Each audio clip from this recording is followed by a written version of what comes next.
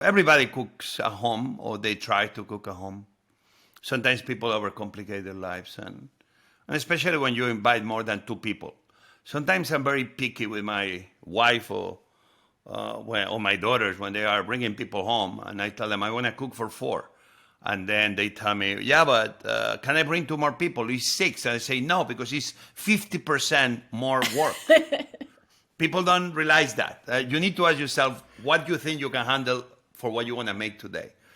Sharing any of your experience about how to do a great party that is fun, interesting, but in the process you don't drown. You don't end the party like saying, "What did I do? What did I invite anybody in the first place?" What should be the recommendation for people that do a party when they finish proud of themselves, enjoying the food, and more important, the guest, and so they don't go like sometimes happens to us. Like, I'm never inviting anybody home again in my entire life. That was the last party ever.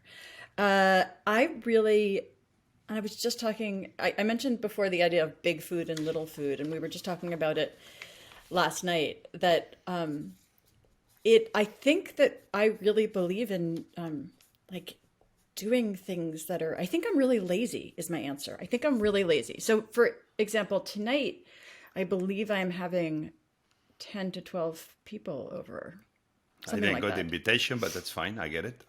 You So did. keep It's going. you can blame your producer. I've been waiting to hear Yeah, I back from need to you. blame somebody, but keep Yeah. going. And so But so the what? way that so what I do is what I always tell people to do: cook things that are really easy and that you can cook ahead. So I have a recipe for this in my book.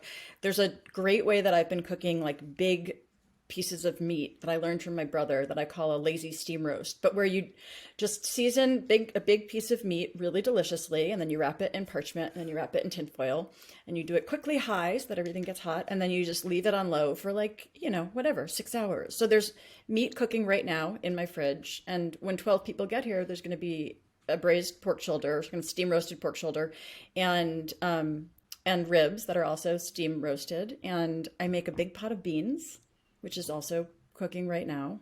And then everything is done. I really believe in doing things that you can cook ahead and doing very little when people are there, other than, like a croquetas you do when people are there.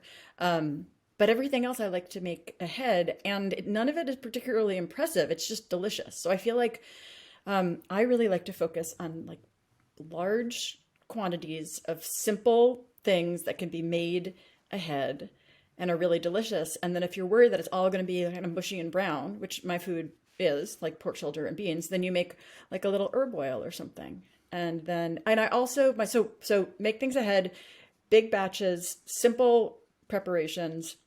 And then I really like to get everybody to do something. I feel like that's a really That's a good one. So your philosophy is less is more, in mhm, terms of you don't have to be making 100 dishes or 20 dishes, and more is less. If you're making something, a ton. Yeah. make the big pot of meat or the big bowl of beans or the big roast in the oven. So makes I don't think that's lazy. I think you're too hard. You know what is lazy? Lazy is when somebody just gets on the phone from their sofa and order food is far away more expensive, and they get it delivered, and they open from the Chinese local restaurant, which, by the way, we have all done it, and is great. That's lazy. Anybody that cooks, I will not call yourself lazy, but you are practical, I think it's that people very often practical. don't realize that this is an okay thing to do. That it's fine. I mean, we normally have people over. We rarely have dinner just our family. Our neighbors are always here, and we have something that we call the meal plan, which is that like basically anybody can show up as long as for any meal as long as they bring a bottle of wine.